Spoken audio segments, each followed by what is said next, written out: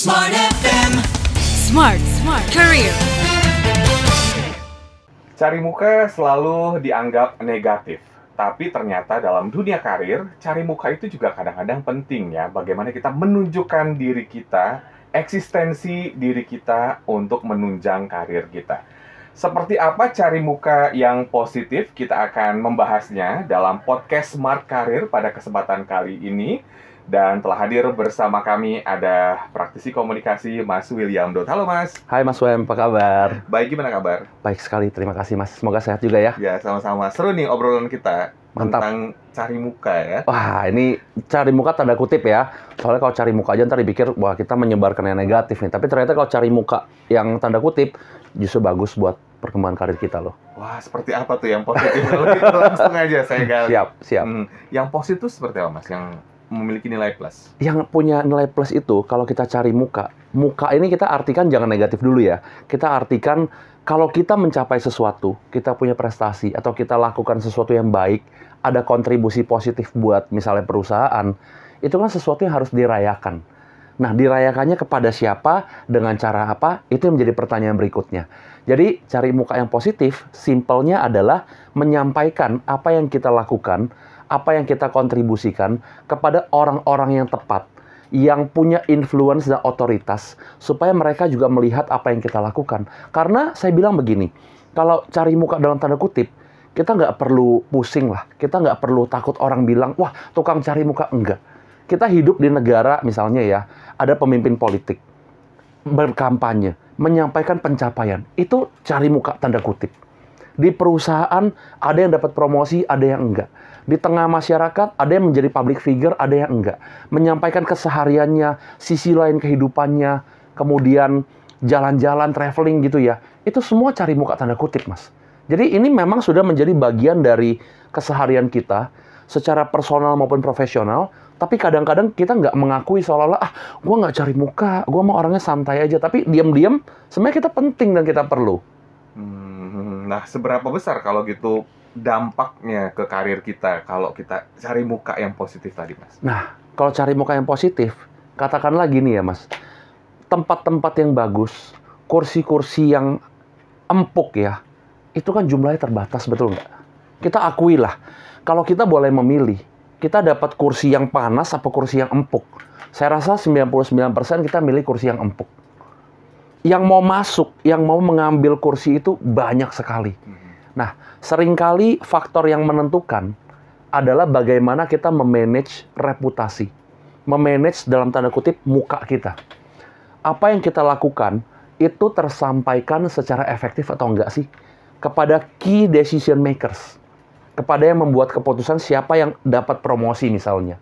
Jadi yang kita lakukan bukan mengontrol hasilnya, tapi dalam prosesnya, oke, kita punya prestasi, kita punya pencapaian, buatlah itu terdengar.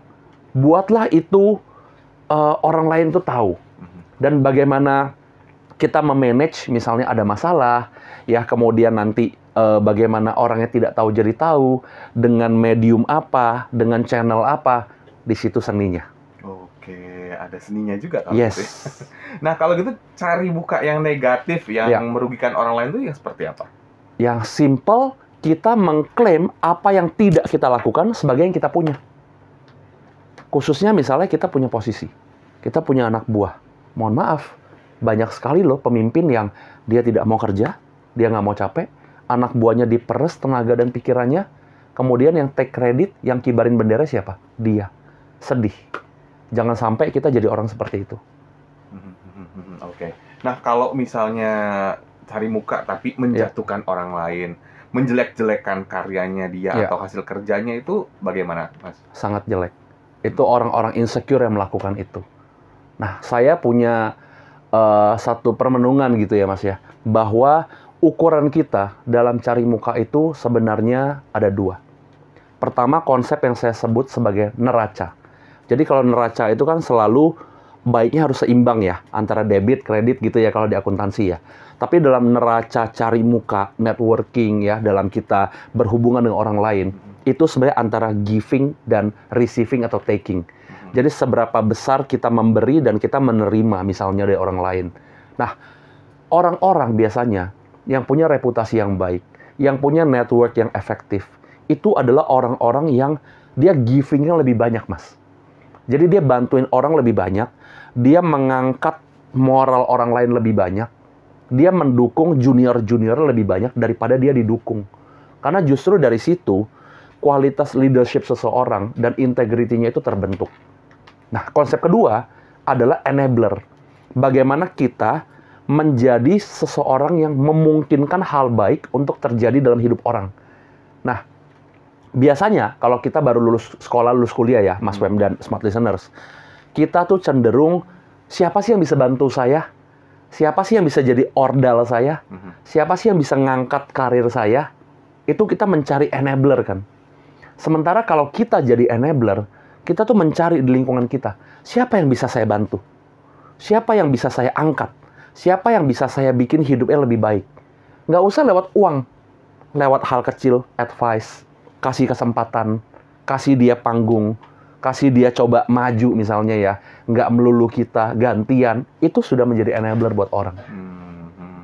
Nah, memulainya seperti apa, Mas? Supaya kita nggak kelihatan overconfidence gitu ya, untuk mempromosikan diri. Nah, ini cara memulainya itu gimana? Ada tipsnya nggak? Menempatkan diri sebagai seseorang yang resourceful, yang mau bantu orang, yang mau ada kebaikan untuk bersama.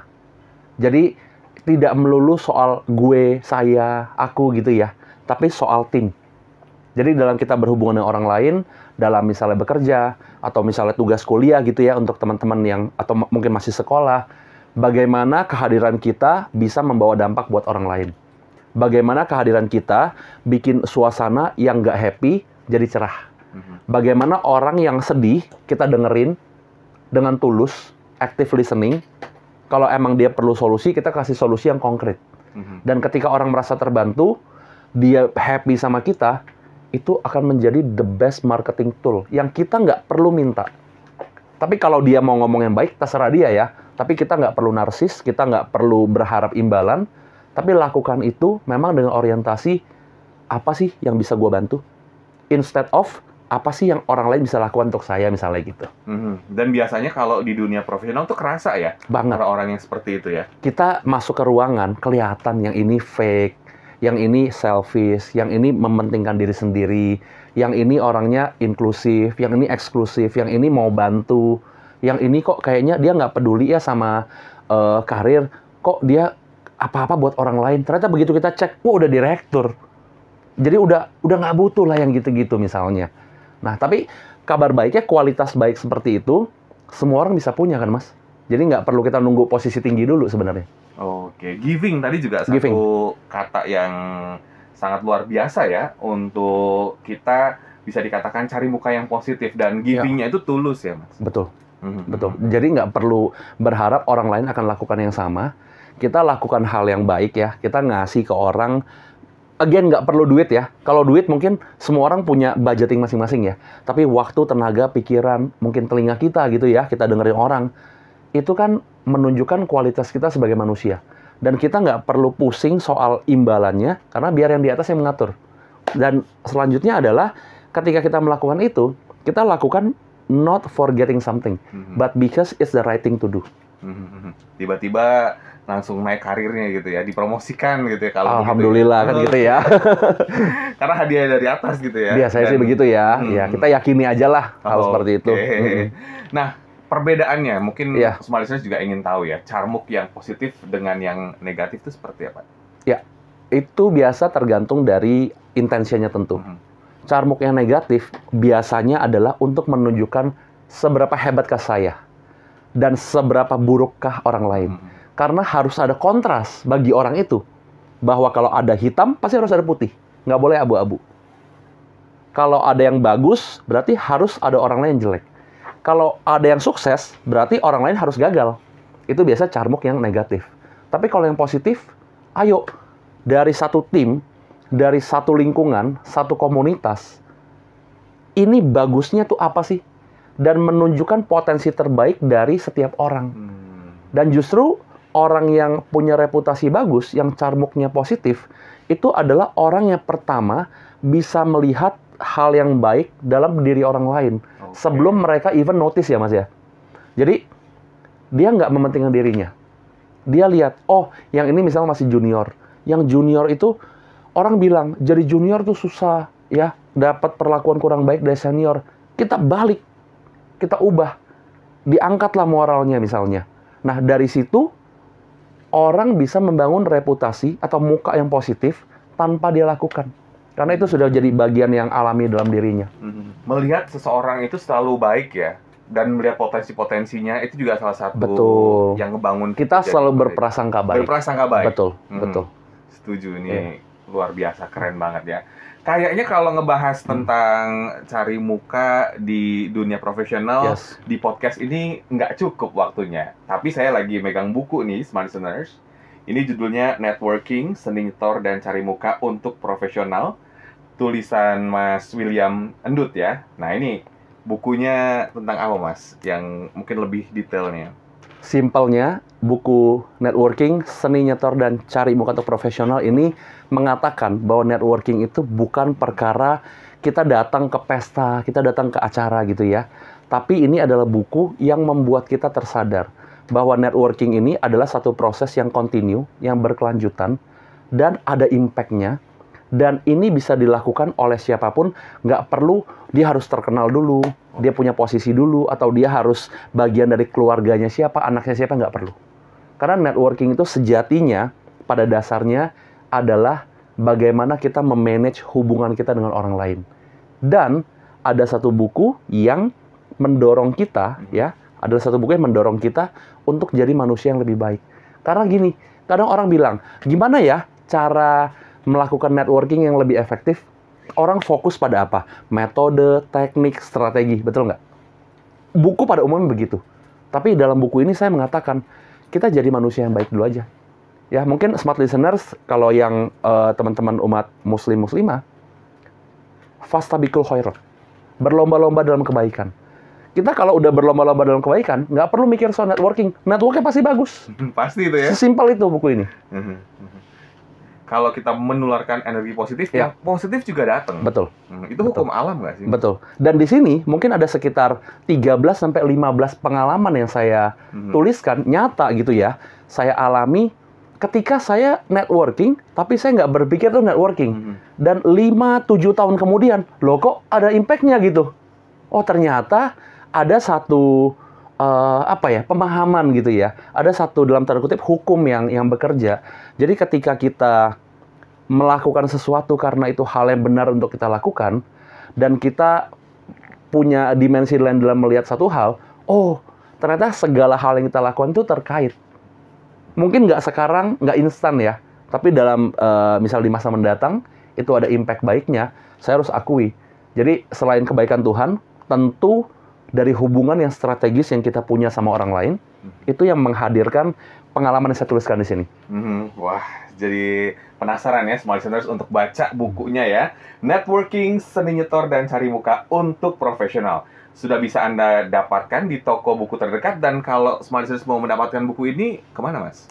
Macam-macam, bisa langsung ke websitenya Yayasan Pustaka Obor Indonesia selaku penerbit, bisa juga di marketplace, nanti langsung di browsing aja judulnya ada banyak. Oke, gitu. Bisa didapatkan di marketplace juga ya, jadi bisa langsung sampai ke rumah diantar ya.